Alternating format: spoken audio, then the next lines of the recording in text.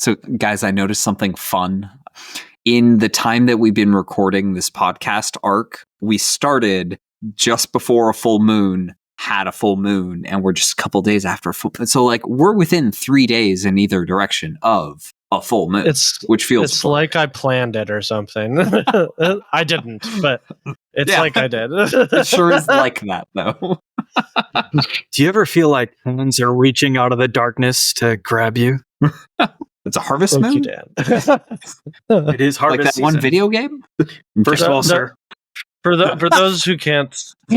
I know. For those who can't see Dan right now, he's sitting in the dark and he's just got these creepy hands just coming into frame, just going, ooh. Lit only by the monitor of the...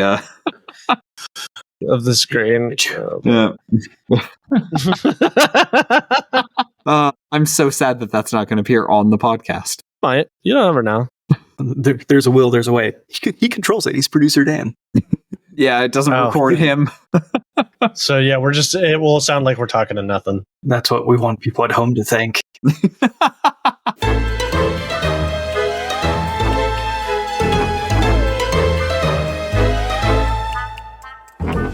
Welcome to this RPGBOT.How to Play. This is the fourth and final episode of our Werewolf the Apocalypse game.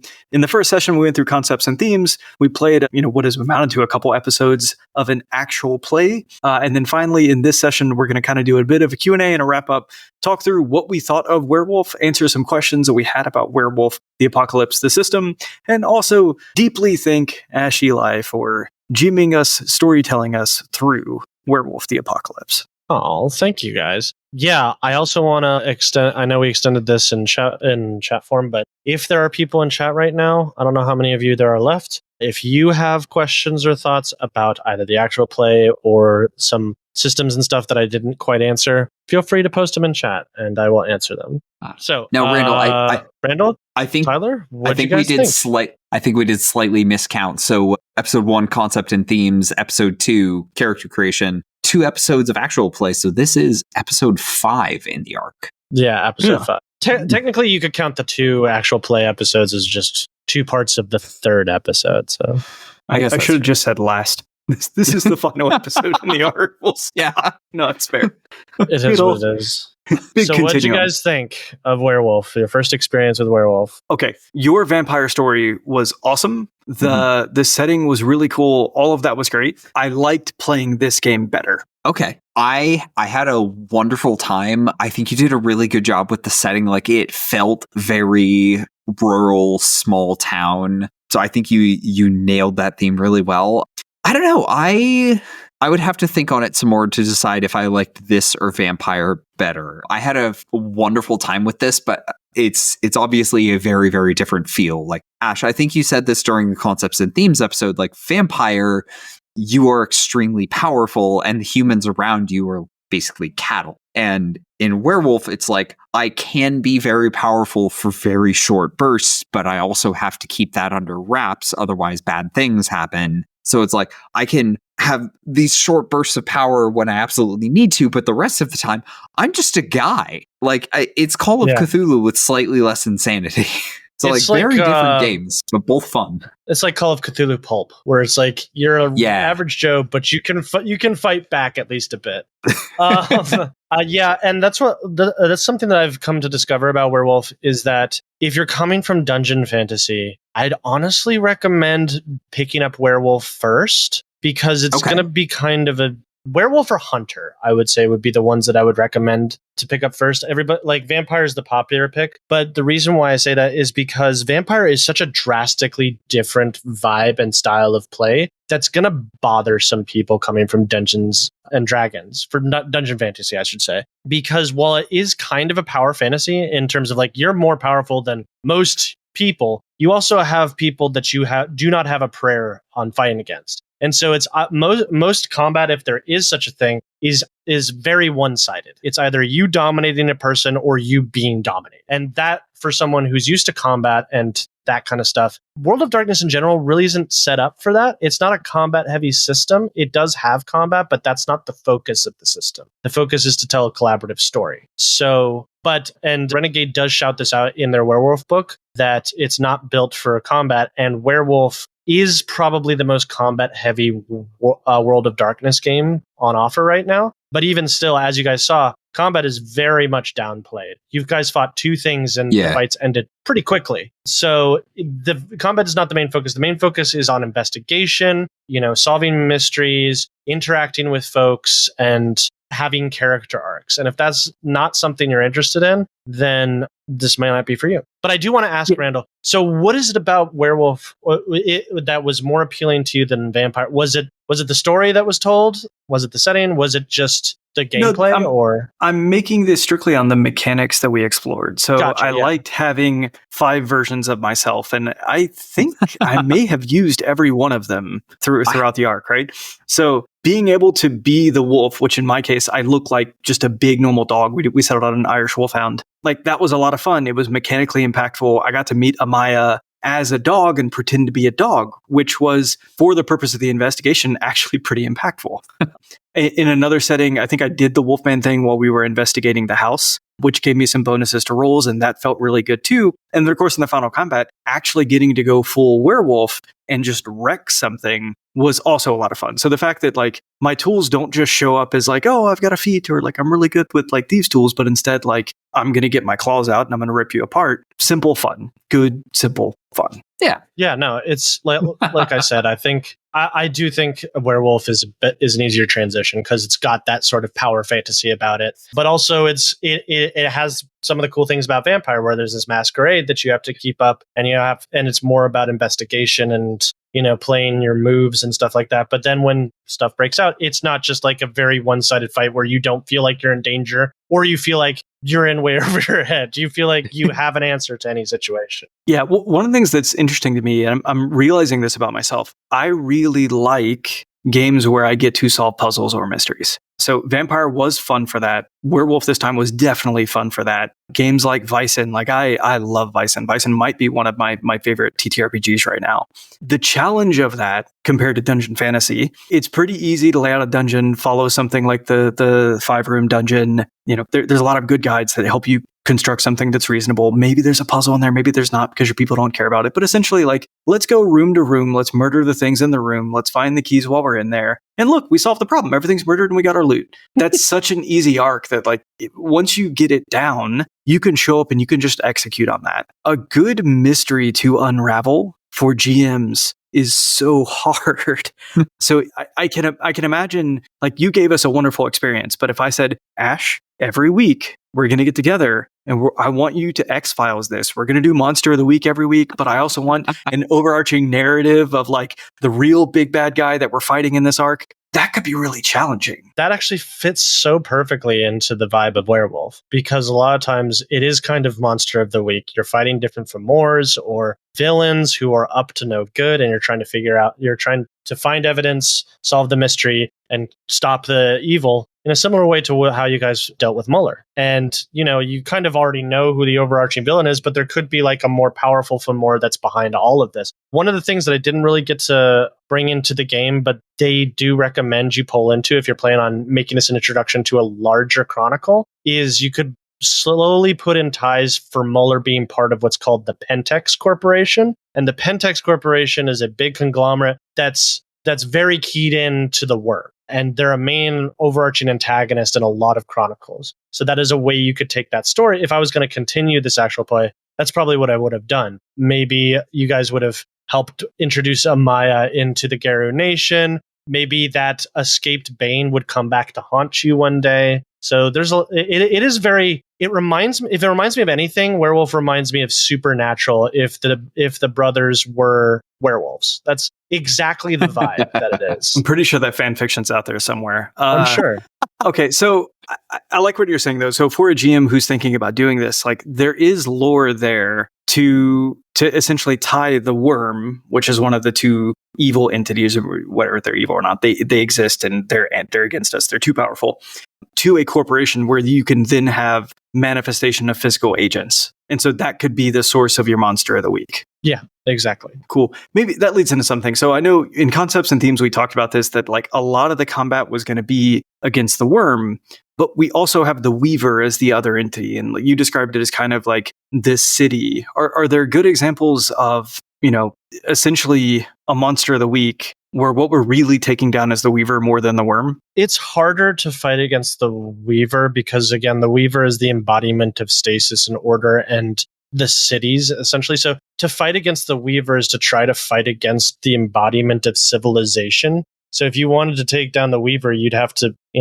fight city planners, I guess. That being said, the Weaver is more passive. It doesn't have like an active sort of influence on the world because it is naturally a passive entity. That's kind of how it is. It's just systems. It's sort of like saying, how do we fight against systemic racism? I don't know. That's a great question. I think it's like something that you can't directly confront. You can't punch a guy and solve systemic racism.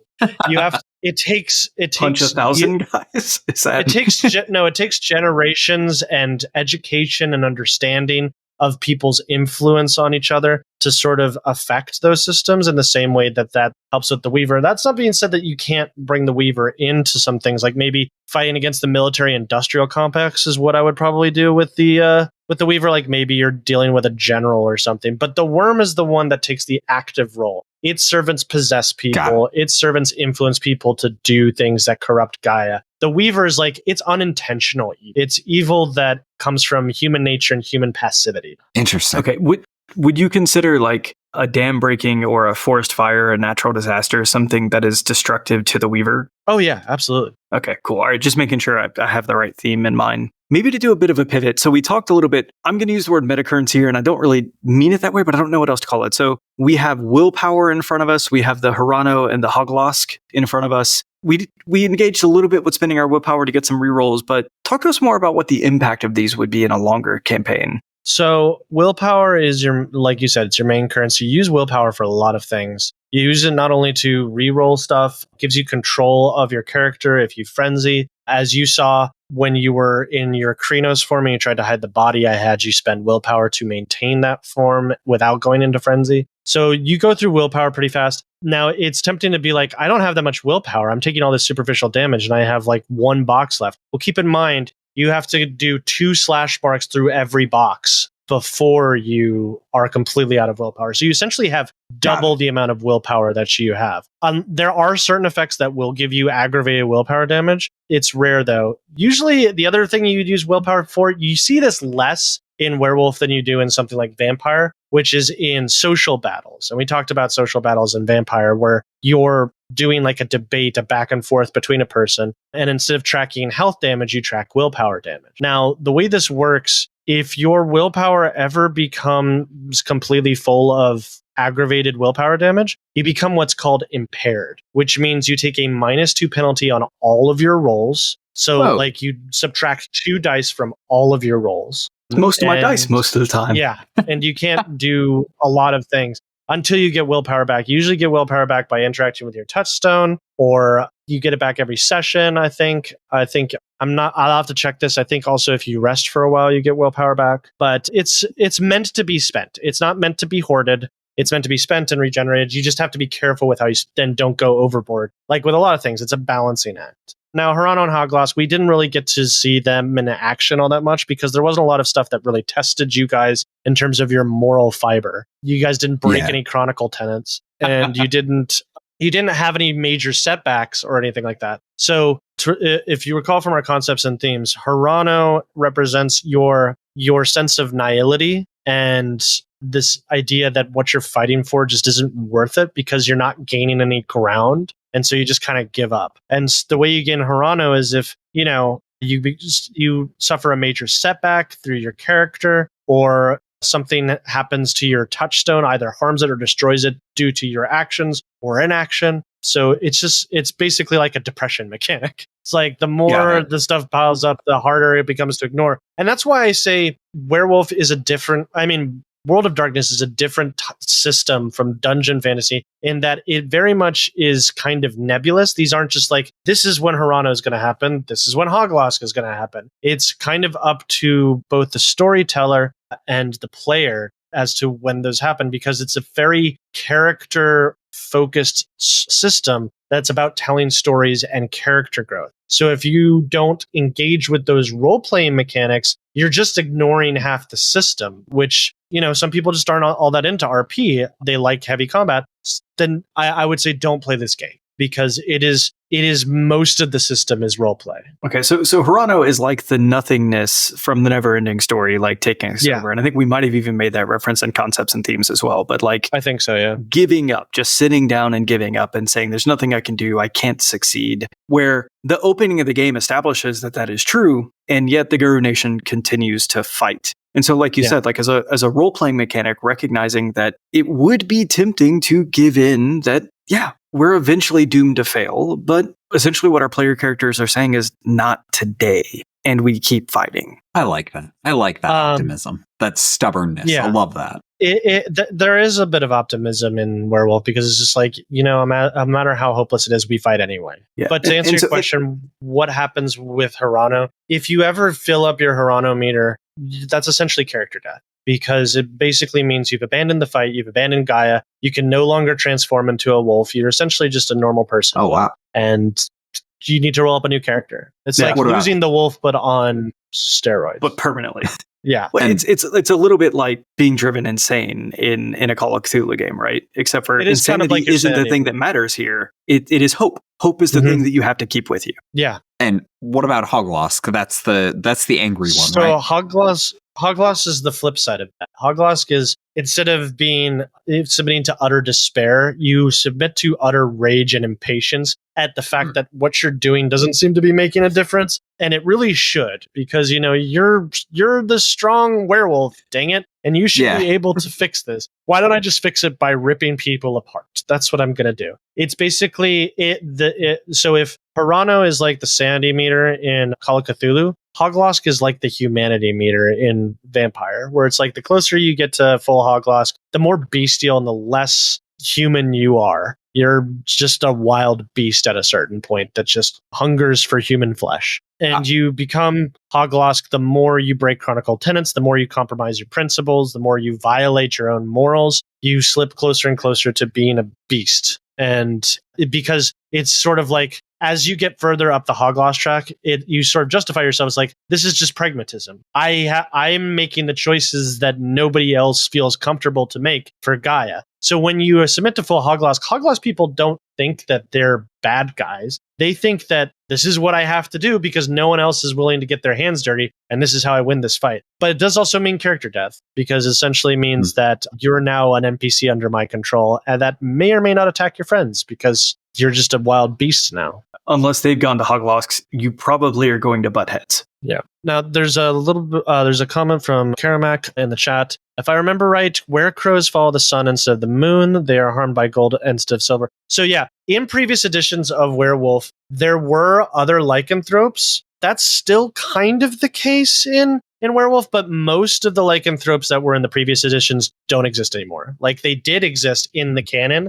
but they were wiped out either by the Garou or by someone else. It's mostly just werewolves and werebears, I think. I think there's were-tigers, but most other lycanthropes have just been completely eradicated. I think they realized it was just complicating things too much. And we talked a bit about how lycanthropes are different from werewolves of the Garou Nation. They're what Garous would call stolen moons and the result of a curse, not necessarily that they're fighting for Gaia. Now, that wasn't always the case in previous editions. They were fighting for Gaia, but in different ways. That has now been retconned. So okay. All right. So there were other lycanthropes. Good. Yeah. Karamak in the chat is Rocco from the RPGBot team. He started that series of comments with were spiders, which just great. So great. Oh yeah. From the were spiders did exist. I actually think they are one of the ones that still exist, but they are they're completely evil. They're called Anansi, I think they're called. They originate from Africa.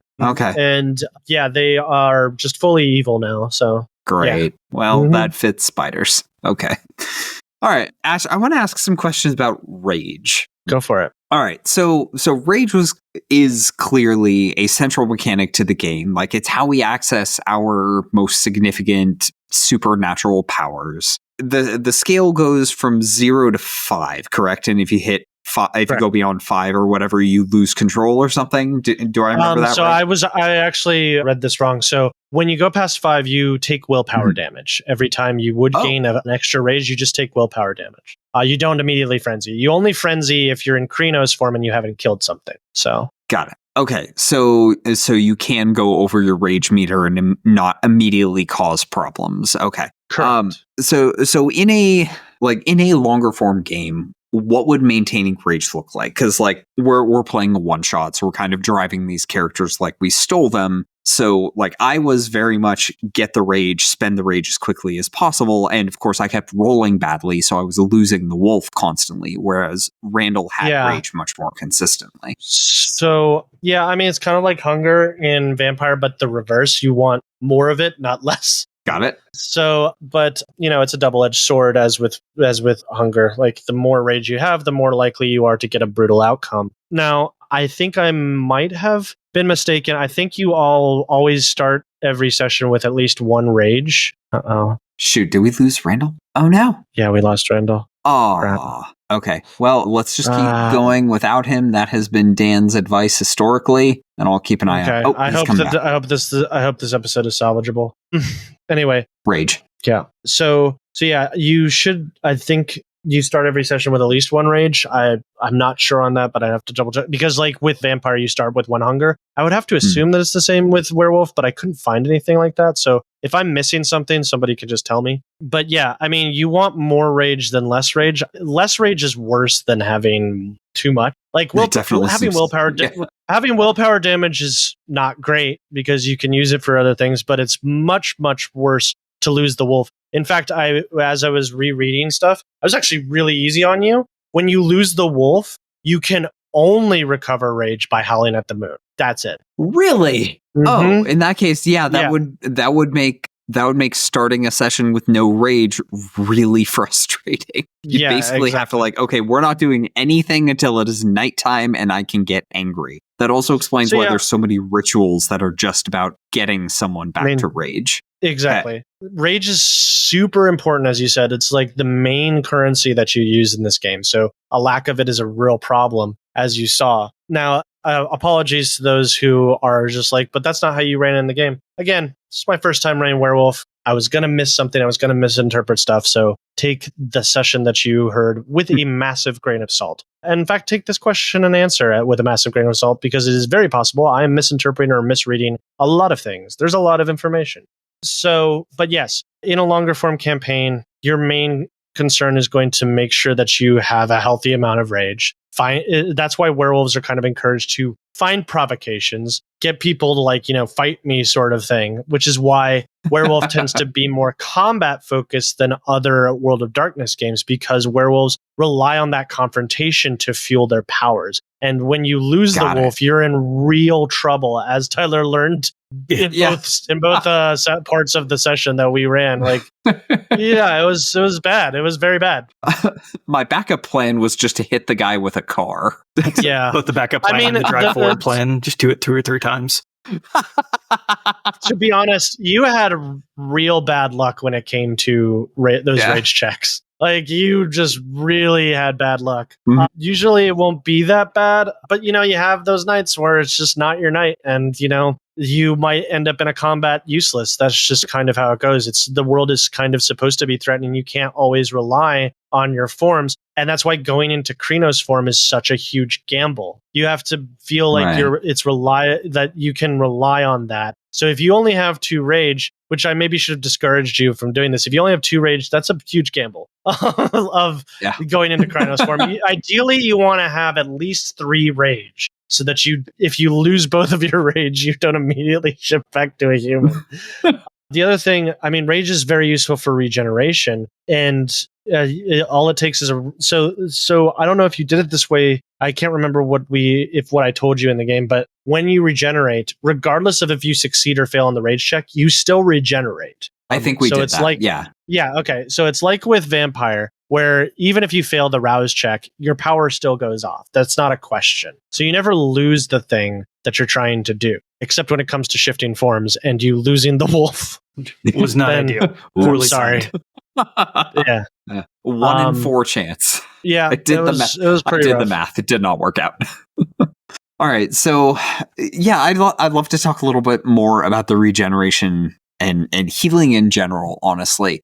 Since we weren't in the game long enough that healing was super important. And Randall, did you actually take damage? I can't remember. I can't remember if I did in the first fight. I feel like I did. Yeah, I don't think you did, actually. I mean, look at the character sheet. Yeah, like I took damage a couple times. I got down to like 1 health. It was all... No, I did take damage. You did? Okay. So you can regenerate when you're in some of the forms. And then, like, I tried to take a ritual that I didn't actually qualify for that would let me heal people by touching them without spending rage. Like, I could spend willpower to heal superficial damage. How does healing work more generally? Like, do you heal by resting? Do you go to the doctor? How does this work? Yeah, hold on a second, actually. I'm going to make sure that I'm saying this right. Okay, so I'm just going to read out the rules of healing because they have this information. I just want to make sure that I'm getting this correct. So on page 128 of the book, it has a section on healing.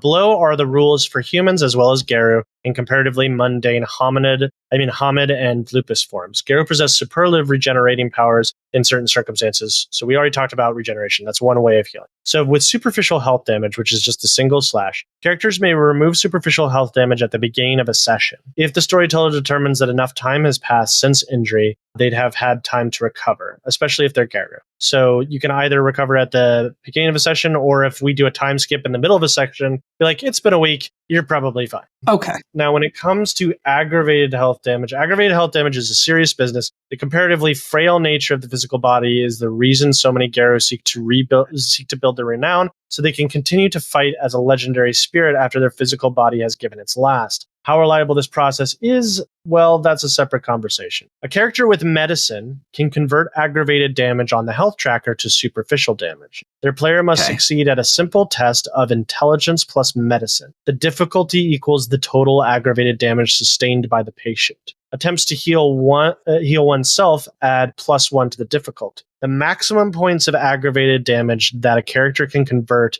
is half that character's medicine rating, rounded up. This healing happens over the course of the night. The storyteller decides whether any remaining injuries require only another day of similar treatment or hospitalization. Hospitalization avoids the need for more dice rolls, but injuries requires the patient's total aggravated damage in weeks to heal fully. So yeah. Wow. Okay. Yeah, it's hard to heal in this game. Like, that's why death is pretty easy in most World of Darkness games. Less so in Vampire. In Vampire, most things do superficial damage to you, so it's really not that big a deal. But if Werewolf, if you get caught outside of your supernatural forms, you're going to take probably aggravated damage from most weapons, and that can be pretty brutal. So medicine is a really useful skill to have. Okay. How novel. Yeah, I can see how, like, if we were going to play this game on an extended basis, I think Randall and I would spend more time making sure that we had less overlap in our skills, because we both built like very high persuasion or high charisma, like high social skills. Yeah, you don't need two faces in this game. Skills. No, that's fair. But I mean, ideally, you would probably just want a third player to cover your bases. Yeah, true. You have ideally the perfect party of any World of Darkness game. You have a physical focused character, you have a social focused character, and you have a mental focused character. Yeah, and then you've covered. I built a werebard. That makes sense. Yes, yes, you did, and it was great. I loved your werebard. But yeah, does that help understanding healing a bit better? Yeah, absolutely. Let's see. Last question on healing, I think. So when you use when you're regenerating, does that only regenerate superficial damage? No, it regenerates all damage, aggravated as well. Interesting. So like if somebody came over, like broke my leg, I could turn into a werewolf and heal my leg? Mm-hmm. Cool. That makes sense. That feels There's already like ripping and tearing. Like there's some real metamorphosis there. So the idea that the bones would be like, I don't go here, I go there, makes perfect sense. Yeah. I think that healing aggravated requires 2 regeneration checks, though, which is why being in Krynos form is really good, because you regenerate 2 health. So you can just immediately regenerate aggravated damage. Got it. So, okay. Speaking of Krinos, so I'm looking at the character sheet, and right underneath the health and willpower boxes, there's a set of 4 boxes labeled Krinos. And there's slanted. What is that for? Those are your extra health boxes. Those are your extra health boxes you get for shipping. Yeah. Okay, that makes sense. That makes sense. Mm-hmm. Yeah. Okay. Mm-hmm. That seems obvious now that you say it. That's why we ask questions. I didn't realize what that was either. I thought that was the rage box at first when I first saw it. And I was like, oh no, that's the extra health that you get from being in Krinos. Hopefully that helps somebody sitting at home. But they have rage. They have rage. Yeah, they have rage all the way at the bottom of the character sheet, which is so weird. I don't know why they have it there. Yeah. Yeah, they should just put it next to health and willpower. Weird. I agree. It's a weird character sheet. So you mentioned when you were You mentioned when you were reading out the paragraph about healing, like one of the things that came up there was like increasing our renown. And obviously there are capabilities that we could gain by increasing our renown. Specifically, how do we do that? And more generally, like, is that character advancement, or is there a little bit more to it? Renown, I believe you can actually get renown through story moments if the storyteller chooses to give it to you. You can actually increase anything if the storyteller chooses to give it to you. That's one of the great benefits of the World of Darkness is if the storyteller feels you've earned a skill up, they'll give it to you. But there is an advancement system. So this is the other reason why I warn people who are expecting a dungeon fantasy type of experience when going into World of Darkness to pay attention to this, because it's probably going to not feel good for you. Character advancement in the World of Darkness is incredibly slow. You gain, I think, 1 or 2 XP per session, and you can use that XP to buy certain things, and different things have different costs. So, but they're not exactly cheap. I think the cheapest you can get is like an advantage. You can get 1 dot and an advantage, but usually they're pretty expensive, and they tend to be based on how many dots you already have. Getting something new is relatively cheap. Getting something you're already good at is pretty expensive. So like with Renown, I believe it's either 5 or 7 XP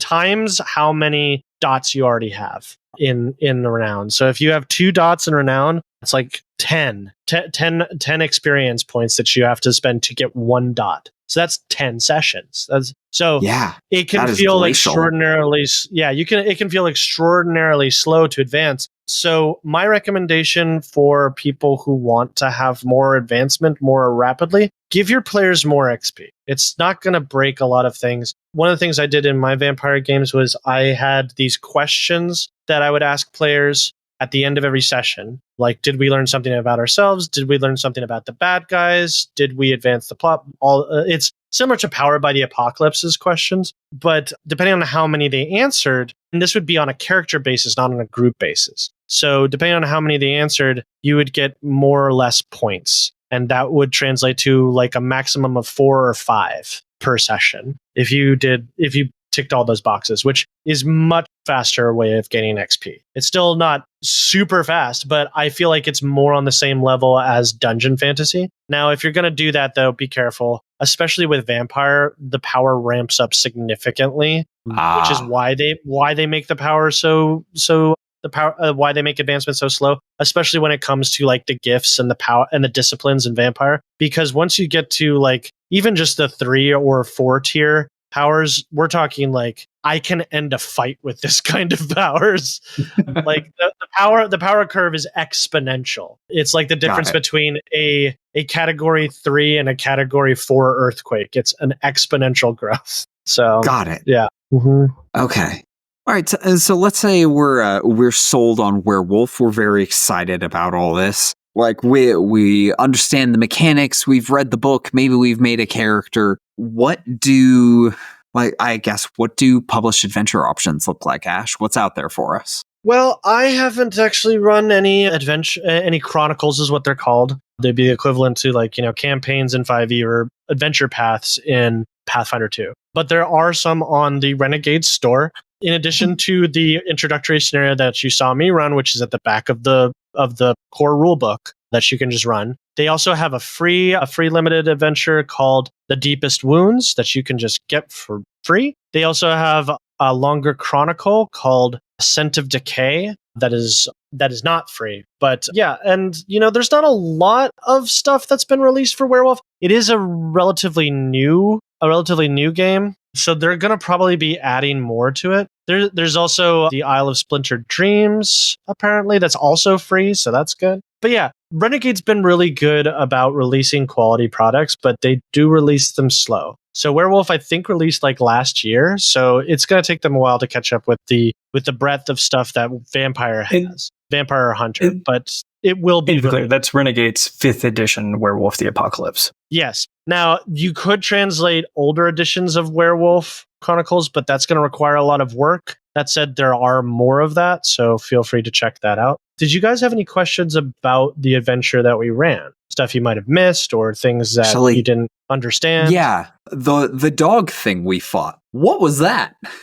So the backstory of Muller was he got possessed by this Bane of Ambition is what it's called. He tried his backstory. I'm not sure how you're supposed to communicate to this, but he thought himself as he's like this trust fund baby who thought he deserved the world on a platter and tried for politics. When that didn't work, he tried for local government. When that didn't work, he tried for the head of his local horticulture group. Jeez. Just a guy who wanted power. But part of the ritual, you guys remember at the ritual site how you found that pit that had dog corpses bits.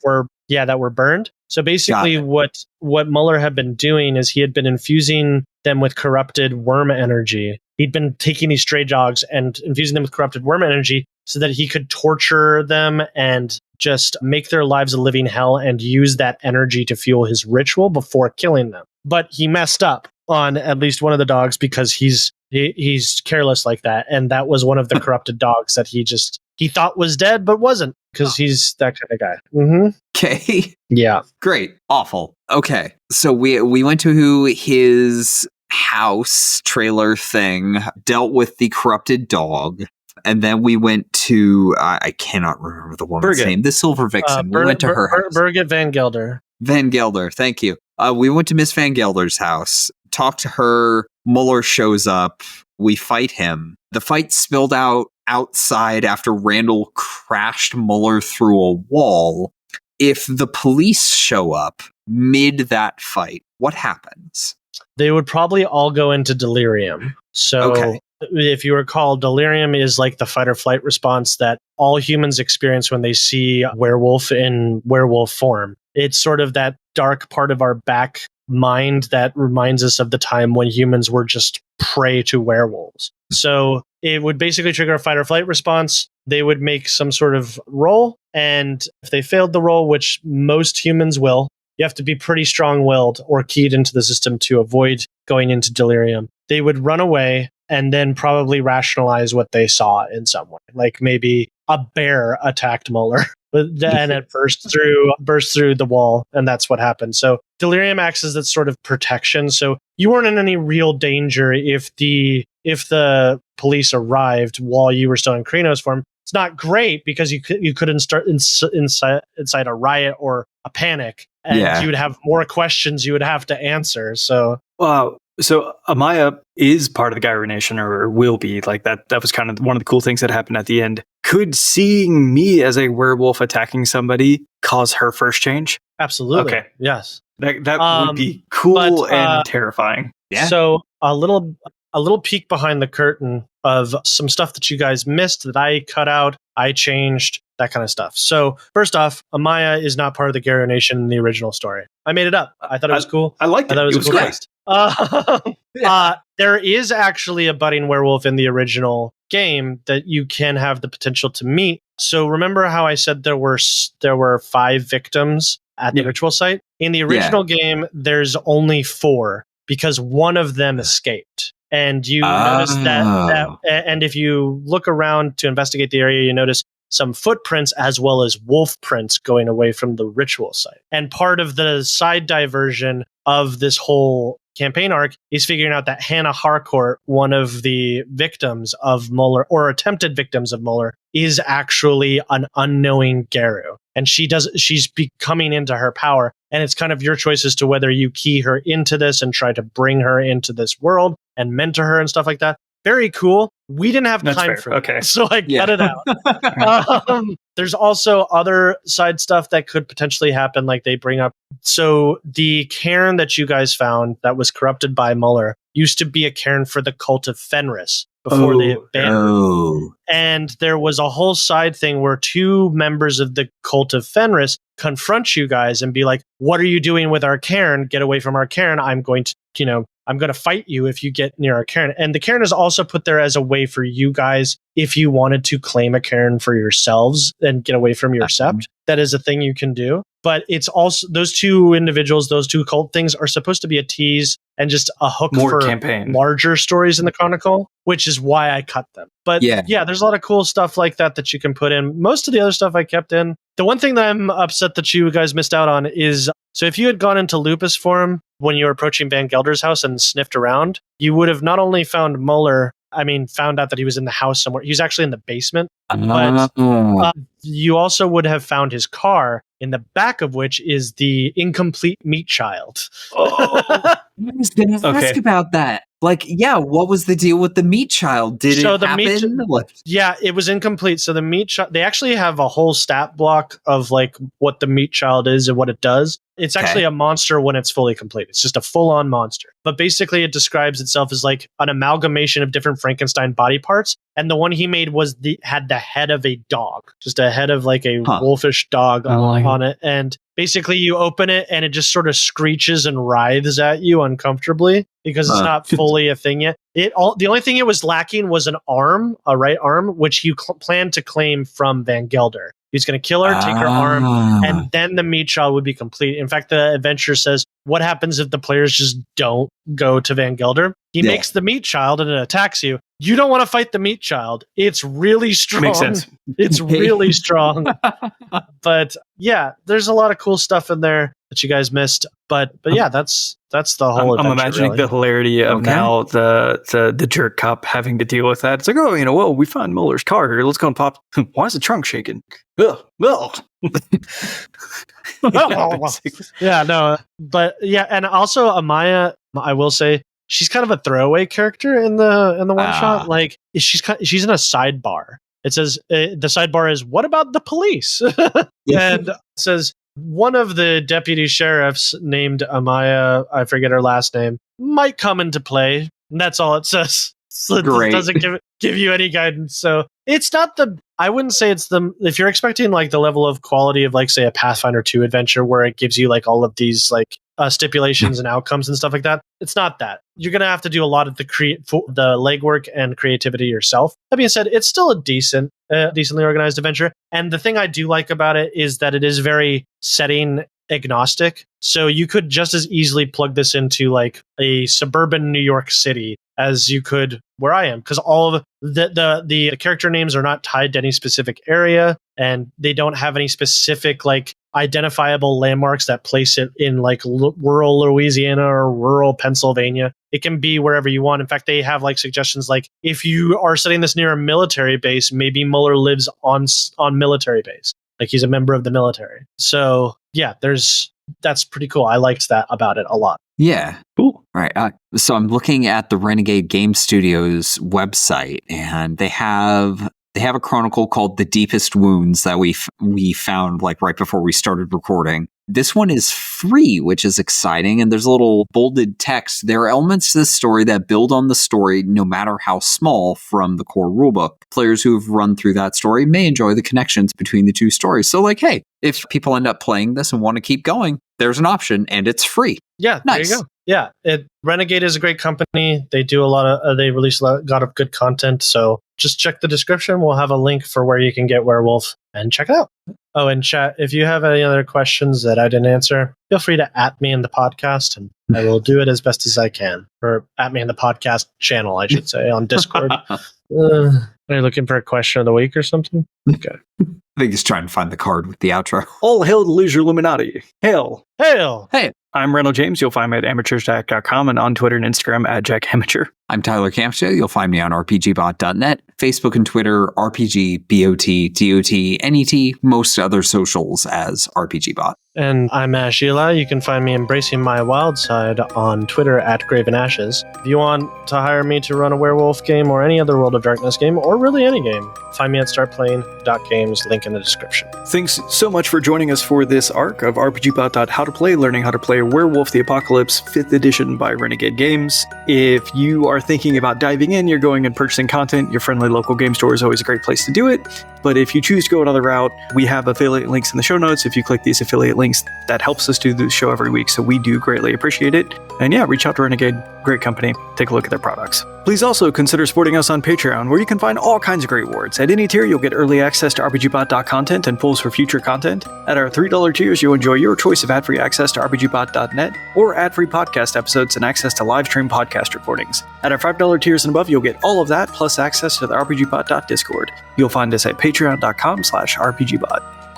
It's been a pretty successful Spooktober so far, guys. Yeah. Do we need to record more Spooktober episodes, or let's do calendar math later? Calendar math live is always boring. Yeah. But also, we could do a little bit of Spooktober into November. We could be thankful for being scared. That's true. That's true.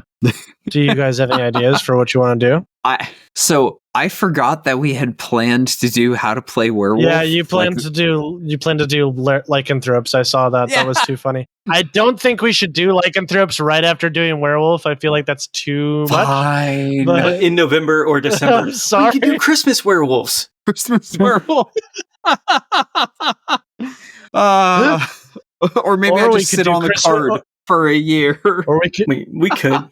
Or we could do that holiday Christmas live stream with the butterfly thing, the butterfly hangover. I would absolutely love that. Oh yeah, yeah, I would too. I would play that game. Yeah. All right, we'll start penciling this in. Yeah, cool.